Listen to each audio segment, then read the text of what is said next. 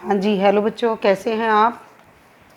आज हम करने जा रहे हैं देवदारू निबंध का सार। इससे पहले हम देवदारू निबंध की सप्रसंग व्याख्या कर चुके हैं और इस सार को करवाने का जो तात्पर्य है, जो उद्देश्य है, वो यही कि आपको एक बार फिर से देवदारू निबंध को समझने का अवसर मिलेगा और इसके माध्यम से हजारी प्रसाद द्विवेदी जी देवदारू के संदर्भ में देवदारू की जो महिमा का गुणगान किया है वह, और उसके पीछे उनका उद्देश्य क्या है, वह सब इसके माध्यम से स्पष्ट होगा। तो हमें यह प्रश्न पूछ लिया जाए हमसे कि देवदारू निबंध का सार लिखिए, या फिर यह कह दिया जाए कि देवदारू निबंध का प्रतिपाद्य या उद्देश्य स्पष्ट कीजिए, कथ्य स्पष्ट कीजिए, एक ही बात है। तो सबसे पहले जब हम सार करते हैं किसी निबंध का, तो हम ये बताएंगे कि यह निबंध किनके द्वारा लिखा गया और इसका संग्रह कहाँ पर है। तो हजारी प्रसाद द्विवेदी जी द्वारा लिखित है देवदारू निबंध, जो कि एक श्रेष्ठ निबंध है। और देवदारू निबंध कुटज, जो उनका निबंध संग्रह है, उसमें संकलित है। इस निबंध में लेखक ने देवदारू वृक्ष की महिमा का परिचय दिया है। तो जो सबसे बड़ा उद्देश्य है लेखक का, वह है देवदारू की महिमा का गुणगान करना, देवदारू को महिमा मंडित करना। तो ऐसे में देवदारू को उन्होंने महावृक्ष, देवताओं का वृक्ष और ना जाने किन किन नामों से पुकारा है। ये सब पाठ पढ़ते समय हम पढ़ चुके हैं। तो देवदारू महावृक्ष होते हुए भी पर्वतीय पर्यावरण का महान संरक्षक है, जिसने पर्वतीय वातावरण को अपने पास सुरक्षित रखा है। यह महादेव का प्रिय वृक्ष है। यही कारण है कि इसको देवदारू, देवतरु, देववृक्ष कहते हैं। इस वृक्ष का नाम और अस्तित्व महाभारत से भी प्राचीनतर है और इन्होंने महाभारत से भी प्राचीन इस वृक्ष को माना। ललित निबंधकार द्विवेदी जी ने मुक्त हृदय से इसकी प्रशंसा की और यह संदेश देने का प्रयास किया कि यह एक सिद्धांतवादी वृक्ष है। सिद्धांतवादी क्यों है? क्योंकि यह अटल है। यह अपनी जो उसकी परंपरा है उस पर अटल है। कितनी ही विपरीत परिस्थितियां आई, लेकिन तब भी देवदारू टस से मस नहीं हुआ। तो इसलिए लेखक ने इसे सिद्धांतवादी वृक्ष कह दिया। यह द्विवेदी जी का ललित निबंध है, जिसमें लेखक ने मानव को देवदारू वृक्ष के समान अटल रहने की प्रेरणा दी है। निबंध के आखिर में ये जो उद्देश्य है, ये बच्चों स्पष्ट हो गया था कि किस तरह से देवदारू विपरीत परिस्थितियों को झेलता हुआ अपने स्थान पर टिका रहा और वह कभी भी नीचे यानी मैदान पर नहीं उतरा। तो उसके पीछे लेखक का जो उद्देश्य था कहने का, वो यही था कि देवदारू एक सिद्धांतवादी वृक्ष है।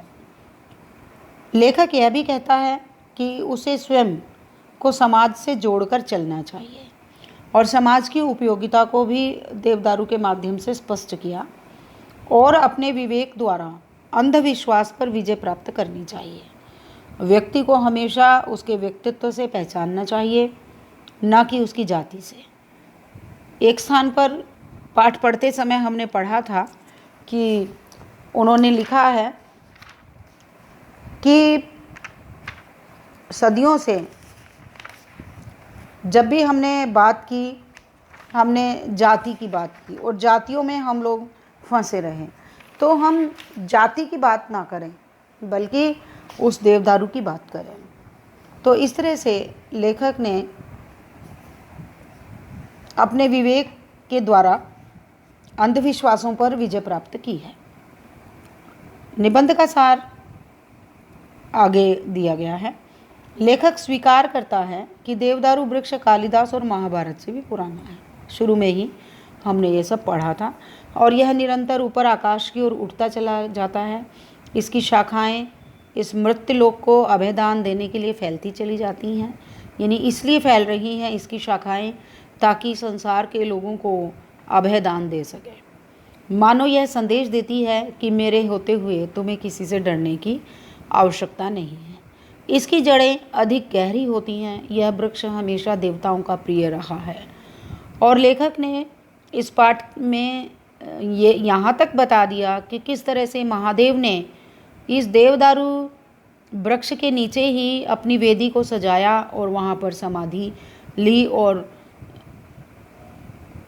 देवदारू के नीचे वेदी को बनाकर उसको प्रसन्न किया। कालिदास ने स्वीकार किया कि महादेव ने प्रयोजन से भी आगे बढ़कर समाधि के लिए यह वेदी बनाई थी। यह वृक्ष ध्यान, धारणा, समाधि की एकाग्रता के लिए अधिक उपयोगी माना गया है। और महादेव ने इसको क्यों चुना, इस वृक्ष को? क्योंकि यह वृक्ष विशाल है, ऊर्ध्वगामी है, ऊंची से ऊंची ऊंचाई तक ये पहुंचा हुआ है, आसमान को छूने का प्रयत्न करता है निरंतर, और इसीलिए उन्होंने इसके नीचे अपनी समाधि ली थी।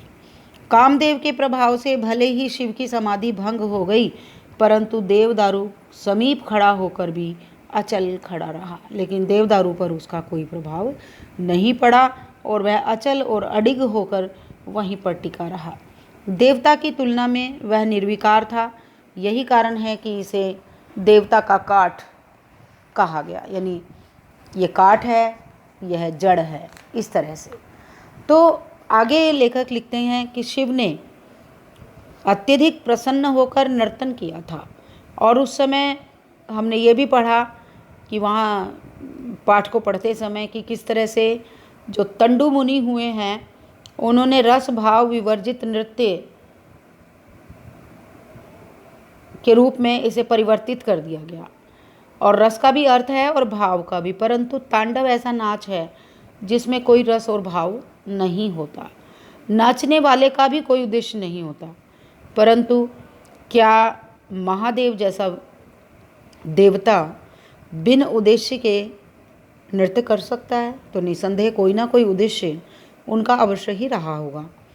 तो महादेव ने भी बिना उद्देश्य के आनंदित होकर तांडव नृत्य किया था।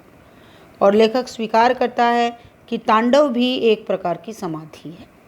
और जब भगवान शिव ने तांडव किया तो वे उस समय समाधिस्थ अवस्था में थे और उस समय भी वो ध्यान, समाधि और धारणा में लीन थे और एकाग्रता से ही, इस तरह की एकाग्रता से ही योग की प्राप्ति होती है। तो एकाग्रता के विषय में बच्चों व्याख्या करते समय मैंने और अधिक विस्तार से आपको समझाया था कि जब तक हम एकाग्र होकर के एक पर ही अपना ध्यान केंद्रित नहीं करते हैं तब तक हमें जीवन में सफलता प्राप्त नहीं होती।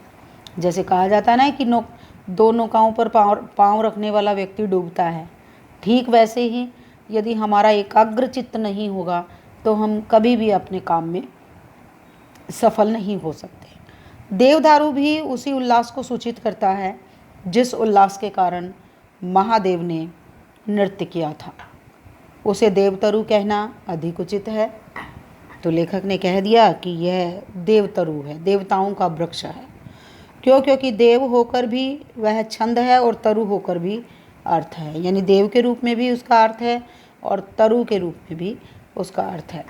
यदि उसे देवता का काठ कहा जाए तो उससे पता चलता है कि उसमें न दया है, न माया है, न मोह है, न आसक्ति है। यदि हम उसे काठ कहते हैं, केवल लकड़ी कहते हैं, तो उसके अंदर दया, माया, मोह, आसक्ति, प्रेम कुछ भी नहीं है। इससे लगता है कि देवदारू हमेशा सावधान और जागृत रहता है। देवताओं की आंखें हमेशा खुली रहती हैं, कभी बंद नहीं होती। लेखक ने इस बात का भी स्पष्टीकरण किया कि देवताओं को हमेशा सजग माना जाता है, जो हमेशा जागते रहते हैं, जो हमेशा जागृत अवस्था में रहते हैं और वो अपनी आँखों को कभी बंद नहीं करते। लेकिन इसके साथ ही उन्होंने महादेव को इन सभी देवताओं से भिन्न स्वीकार किया। क्योंकि महादेव की आँखें जहाँ झुकनी चाहिए थी वहाँ झुकी और नहीं झुकनी चाहिए थी वहाँ टकटकी लगाकर लगातार पार्वती के सौंदर्य को देखते रहे और उनकी टकटकी पार्वती के सौंदर्य पर बंधी रही। कहने का भाव ये है कि महादेव देवता होकर भी मनुष्य थे और परंतु देवदारू महावृक्ष नहीं बन सका। क्यों नहीं बन सका? क्योंकि वह महादेव और पार्वती के प्रणय को देखता रहा। महावृक्ष वनस्पति होते हैं, वे फल प्रदान करते हैं। देवदारू वनस्पति अथवा महावृक्ष की मर्यादा से चूक गया, क्योंकि देवदारू केवल वृक्ष बनकर रह गया और महावृक्ष की उपमा उसे नहीं मिली। क्यों नहीं मिली? क्योंकि उस पर किसी तरह की कोई वनस्पति नहीं लगती। यही कारण है कि देवदारू को देवता और तरु दोनों स्वीकार कर लिया गया। आगे लेखक लिखते हैं पाठ में कि आगे उन्होंने लगना और ना लगना, अलग होना, अलग जो ना लगे वह अलग, कभी हमें लगता है और कभी हमें नहीं लगता है। जब केवल हमें लगता है तो केवल वह हमें ही लगता है, बाकी समाज को नहीं लगता। लेकिन जब कभी कोई कल्पना करता है, कवि को जब कुछ लगता है तो हम सबको भी वैसा ही लगने लगता है, यानी उसी अर्थ को हम भी स्वीकार कर लेते हैं जिस अर्थ को कवि के द्वारा स्वीकार किया जाता है। परंतु जब एक व्यक्ति को लगे और बाकियों को ना लगे तो उस व्यक्ति को हम पागल की संज्ञा दे देते हैं और उसको हम पागल कह देते हैं। तो आपने पाठ पढ़ते समय इस बात को भी पढ़ा कि किस तरह से लेखक को लगा कि मैं इस देवदारू वृक्ष की फुनगों पर से ढुलका दिया जाऊं तो मैं इन फुनगियों पर ही लुढ़कता हुआ नीचे कई हजार फीट नीचे पहुंच सकता हूं। परंतु यह बात केवल लगने तक तो ठीक है, अगर वास्तव में हो जाए तो बड़ी कठिनाई हो जाएगी। तो लेखक कहता है कि यह बात लगी मुझे, परंतु वास्तव में यदि ऐसा हो गया तो बड़ी कठिनाई होगी। तो लगना अलग बात है और वैसा होना अलग बात। और फिर लेखक ने लगना, अलग, अर्थ और अनर्थ, इन सब के विषय में हम लोगों को बताया है इस पाठ के माध्यम से। उसके बाद लेखक ने देवदारू के चमत्कारिक महत्व को भी बताया है। और यह जो चमत्कार था, ये लेखक ने अपने गांव में एक ओझा जो देवदारू की लकड़ी को अपने हाथ में पकड़े रहते थे भूत को भगाने के लिए, उसकी कहानी को बड़े ही चमत्कारिक ढंग से यहाँ पर प्रस्तुत किया है कि किस तरह से वह ओझा देवदारू की लकड़ी से भूतों को भगाते थे। और उस सारी कहानी को बच्चों आपने सप्रसंग व्याख्या के अंतर्गत आप सब पढ़ चुके हैं कि किस तरह से वो भूत क्रिया करते हैं, लकड़ी से बार बार फटकार लगाते हैं और ज़ोर ज़ोर से गायत्री मंत्र का उच्चारण करते हैं। और एक बार मुंड कटा भूत उनके सामने आ गया और किस तरह से उन्होंने अपना जूता उतारा और गायत्री मंत्र का उच्चारण करते हुए देवदारू की लकड़ी से भूत पर पील पड़े और देवदारू की भयंकर मार से पराजित होकर भूत माफ़ी मांगने लगा कि अब की बार छोड़ दो पंडित जी, पहचान नहीं सका, आगे से मैं आपको कभी परेशान नहीं करूँगा। तो अगर वह पंडित जी चाहते तो उस भूत का डर हमेशा के लिए समाप्त कर सकते थे पूरे ग्रामवासियों के लिए, परंतु पंडित जी ने उस भ्रम को वैसा ही बनाए रखा जैसा पहले चल रहा था, ताकि पूरे गांव ज्वार सब के सब लोग पंडित जी को मानते रहें और पंडित जी जो भूत भगाने और वहम मिटावन और भ्रांति नसावन हैं, उसी तरह से लोग उनको स्वीकारते रहें। और देवदारू को लेखक ने देवताओं का दुलारा और महादेव का प्यारा भी कहा है। और देवदारू को देखते ही उनके मन में अटूट श्रद्धा का भाव उत्पन्न होता है। और लेखक के विचार से देवदारू मन की भ्रांतियों को दूर करने वाला वृक्ष भी है। यह भी बच्चों हमने पाठ के माध्यम से पढ़ा है। लेखक ने देवदारू की विभिन्न किस्मों का वर्णन किया है। ये पीछे भी मैं उस दिन आपसे बात कर रही थी, बहुत सारी किस्में उन्होंने गिनवा दी हैं, परंतु हम लोगों की ये आम मान्यता है कि हम किस्मों पर नहीं जाते, हम केवल जाति पर जाते हैं। जैसे हम केवल चिड़िया कह करके अपना गुजारा कर लेते हैं, जबकि चिड़ियाओं में ना जाने कितनी प्रजातियाँ। चिड़िया जो है वो एक जाति है और उसके ना जाने कितने नाम हैं, परंतु हम कभी भी उन नामों को जानने की चेष्टा नहीं करते और चिड़िया कह करके अपना काम चला लेते हैं। परंतु लेखक ने यहाँ पर बहुत सारे नाम दिए हैं देवदारू वृक्ष के।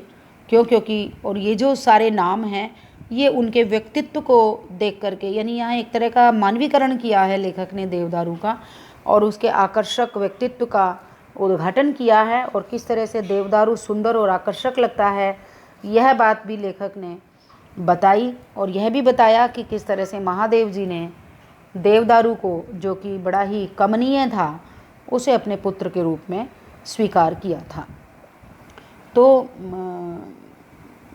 नेक्स्ट पैराग्राफ में आप ये पढ़ सकते हो। खूंसट बूढ़ा पाधा जो सबसे श्रेष्ठ हो और सन की जो सबसे अलग थलग खड़ा हुआ हो, उसको क्या कह दिया, उसको बोल दिया सन की। और इसी तरह से और बहुत सारे नाम लेखक ने यहाँ पर दिए हैं। कुछ एक के अर्थ मैंने निकाले भी थे, जैसे सूम। सूम जो है वो होता है कंजूस, ऐसा व्यक्ति जो कंजूस हो, यानी जिसका विस्तार कम है, जो अपनी छाया नहीं दे रहा, सन की अलग थलग सा खड़ा है, सनक है उसको। झिंझोटा, छुटपुट, जो कहीं से उसकी जो डंडियां हैं वो टूटी हुई हैं। झबरेला, झबरेला होते हैं जिसके पूरे बाल हों बदन पे, यानी जो बहुत घना है, जिसकी छाया बहुत जाता है। चपरगिंगा जो है ये बच्चों प्रादेशिक शब्द है, जो जिस क्षेत्र में लेखक रहते हैं वहाँ का ये शब्द है। गदरोना, छोटे से कद वाला जो है। झक्की, झुमरैना, यह भी प्रादेशिक शब्द है। धोकरा, नटखटा होता है जो नटखट हो, चंचल हो।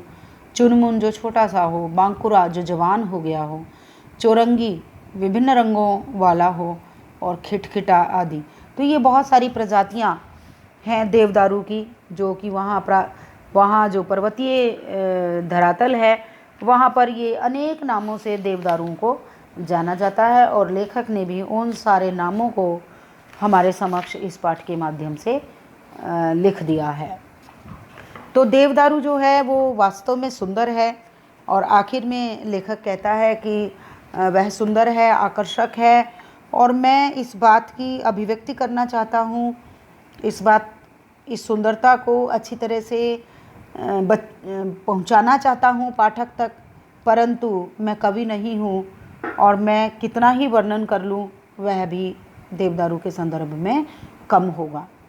तो लेखक ने देवदारू को अत्यंत सुंदर माना है और वह एक आकर्षक वृक्ष भी है। इस धरती से रस ग्रहण करता है और आकाश को छू लेना चाहता है।